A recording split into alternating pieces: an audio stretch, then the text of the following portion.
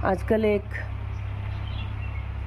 हीरोनुमा जज साहब बड़े चर्चा में हैं, जो कि अपनी बेटी को उसका घर तुड़वा के ढोल नगाड़े के साथ लेकर के आए हैं।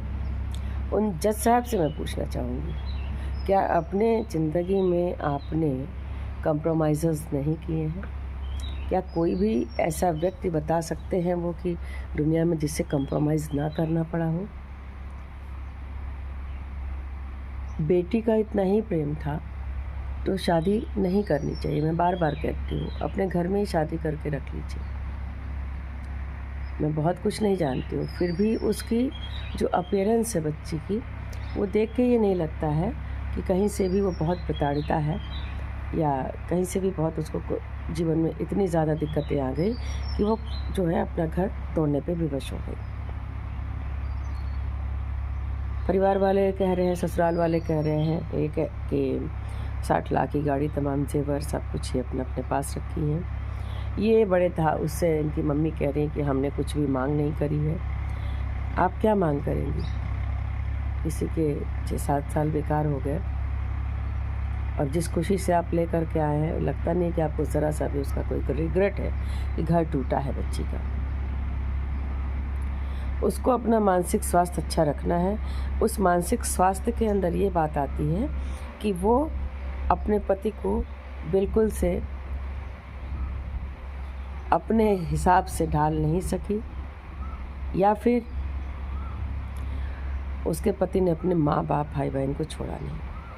सिर्फ़ और सिर्फ ये कारण निकलेगा, मुझे अच्छी तरह से पता है, क्योंकि ऐसे परिवारों की मंशा ये होती है कि सारी कमाई तो अंदर करते जाओ दामाद की। एक समय में दामाद की कमाई का भेद रहता था कि बेटी की कमाई नहीं रखनी है, सारी कमाई रखते जाओ।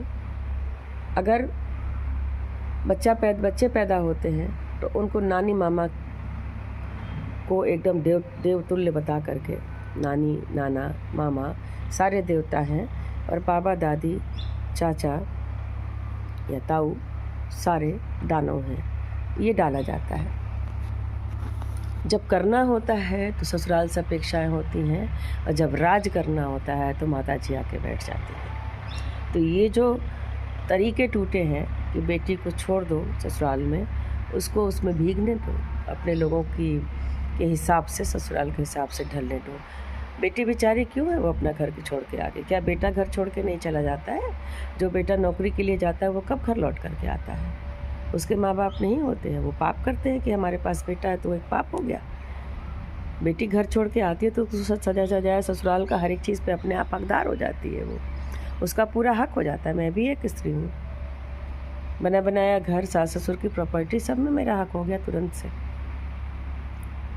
और वही जब अपनी बहू आती है ऐसे परिवारों में, तो उसको एकदम गाय छाप रखना होता है उसको एकदम से जो है उन सारे हकों से वंचित रखते हैं जो हक अपनी बेटी के लिए उनके ससुराल में मांगते हैं। अगर पोता पोती होगा, दादी नानी दोनों बैठी हैं, तो ना दादी को हमेशा इग्नोर किया जाएगा। वहीं पे अगर बेटा खड़ा हो जाए कि नहीं, ये मेरे माता पिता हैं, उसके बाबा दादी हैं, वो उसका घर है उस बच्चे का, इस पे अगर खड़ा हो जाए बेटा, तो सारी कवायद वहीं से शुरू हो जाती है।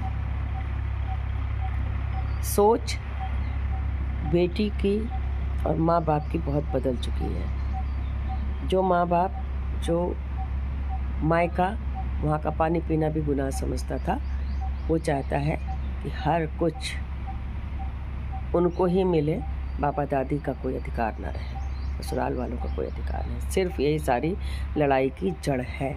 लड़का एक नतमस्तक हो जाए, मम्मी जी पापा जी करता हुआ सास ससुर के चरणों में गिरा रहे।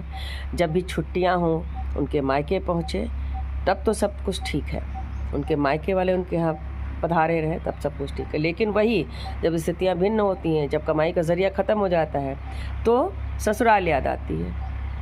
तब सास ससुर ऐसे हैं, ये नहीं दे रहे, वो नहीं कर रहे। तब ये नहीं होता है कि मेरे माँ बाप ऐसे हैं, वो हमें सपोर्ट नहीं कर रहे हैं। तब ये होता है कि सास ससुर सपोर्ट नहीं कर रहे, मेरी स्थिति ख़राब है, मेरी नौकरानी बनने सास नहीं आ रही है, मेरा ससुर जो है मुझे पैसे नहीं दे रहा है। तब ये बात आनी शुरू हो जाती है। तो ये दोगलापन बहुत बुरा है, ये दोगलापन बहुत बुरा है। कौन ऐसा बाप है जो बेटी के घर को टूटने के बाद ढोल नगाड़े के साथ लेकर के आरती उतारते हुए आता है? तुम्हारी बेटी के अंदर कैपेबिलिटी नहीं थी, वो अपने ससुराल के कर्तव्यों का पालन नहीं कर सकी है। आप करके देख लो दूसरी शादी, वहाँ भी नहीं टिकेगी। तो बेटी वालों जरा चेतो, जाते ही बेटे वालों के बेटों को छीनने की कोशिश करना बंद कर दो। घर सबका अच्छे से चलेगा। जीवन में हर पल कॉम्प्रोमाइज़ होता है, हर क्षण कॉम्प्रोमाइज़ होता है, चाहे पुरुष हो या नारी हो। और बेटे वालों को भी बहुत ज़्यादा हक नहीं जमाना चाहिए। अब मुंडन करना है बच्चों का तो नानी कराएगी, नाना कराएगा, मामा कराएगा, मामी कराएगी, और दादी और बाबा का हक छीन लिया जाएगा जो सदियों से चलता चला रहा है। तो गलत है। तुम्हारे पास भी बेटा है, अपनी बहू को बुलाओ, उसका मुंडन अपने नाती पोतों का तुम कराओ। यही तो परंपरा थी। जहाँ का जो हक होता है उसको छीनने की कोशिश करोगे, घर तोड़ोगे, कैसी दुनिया बसाना चाहते हो? उस बच्चे से पूछना जिसका बाप अलग होगा, माँ अलग होगी। दूसरी शादी कर दोगे, क्या वो जो है बच्चा ही तो सबसे बेसहारा रह जाएगा? सोचने का समय जज साहब, मैं आपसे भी निवेदन करती हूँ, इस परंपरा को जीवित न रखवाइए, और ये जो रील बनाने के लिए जो ढोल नगाड़ा किया है ना, उसको छोड़ दीजिए। और खैर, न्याय अधिकारी तो ऊपर बैठा ही है, ऐसे लोगों को बराबर से दंड देता है। आंखें न खोले बात अलग है। जय हिंद। मैथिली सिंह, स्वच्छता फाउंडेशन।